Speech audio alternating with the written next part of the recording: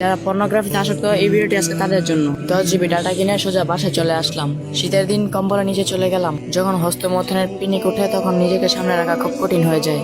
তাই 10 GB internet কিনে browser open করে স্ক্রল করতে করতে দারুণ একটি ভিডিও সামনে আসলো। নিজেকে সামনে রাখা খুব কঠিন, তাই ইতিমধ্যে প্যান্টের চেন খুলে দিলাম। হঠাৎ বুকে প্রচন্ড ব্যথা অনুভব করি, তাই বুক চেপে বসে রইলাম। বেশিক্ষণ বসে না থাকতে পারে খাট থেকে পড়ে গেলাম। পড়ে যাওয়াতে খুব জোরে আওয়াজ হলো, কারণ পাশে থাকা গ্লাস টিপ পরে ভেঙে গেল।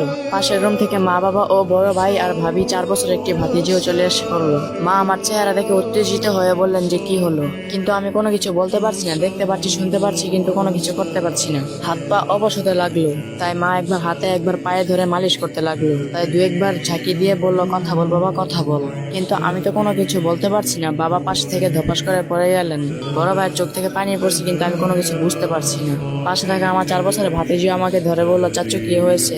তখন আমার উত্তর দিতে মন চাইলো, কিন্তু আমি কোনো কিছু বলতে পারছি না। হঠাৎ বাবা বলে উঠলেন, রিফাত তুই আমাদেরকে ছেড়ে চলে গেলি। তারপর বড় ভাইকে বললো যে ও আর নেই, ওর জানাজার ব্যবস্থা কর। এতক্ষণে মনে হলো আমি কি সত্যিই মারা গেছি।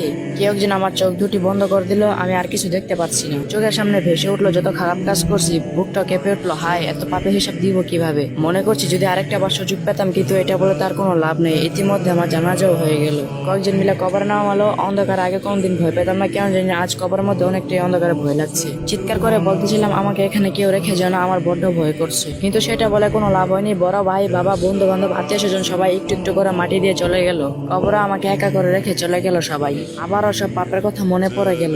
চিৎকার দিয়ে ঘুমটা ভেঙে গেল। দেখলাম এটা পুরোটাই স্বপ্ন ছিল, কিন্তু এই স্বপ্নটা একদিন হলেও সত্য হবে। তো ভাই ও বোনেরা যারা পর্নোগ্রাফিতে আসক্ত আছেন, তারা তওবা করে আল্লাহর পথে ফিরে আসুন। আল্লাহ তাআলা আমাদের সবাইকে হেদায়েত দান করুক, সবাই বলি আমিন। তো গাইস, আমি আজকে অনেকটাই হ্যাপি, কারণ আমি আজকে ঘুম থেকে উঠে যখন টিকটক ওপেন করি, তখন আমি টিকটকের প্রোফাইলে দেখতে পাই যে আমার ওয়ার্নিংটা চলে গেছে। তো গাইস, যদি ভিডিওটা ভালো লাগে থাকে তাহলে লাইক, কমেন্ট, শেয়ার দিয়ে অন্যজনকে পাঠিয়ে দিবেন। এরকম ইসলামিক ভিডিও পেতে আমার আইডি ফলো দিয়ে রাখবেন। নতুন কোন ইসলামিক ভিডিও আসা পর্যন্ত সবাই ভালো থাকবেন, সুস্থ থাকবেন। আল্লাহ হাফেজ।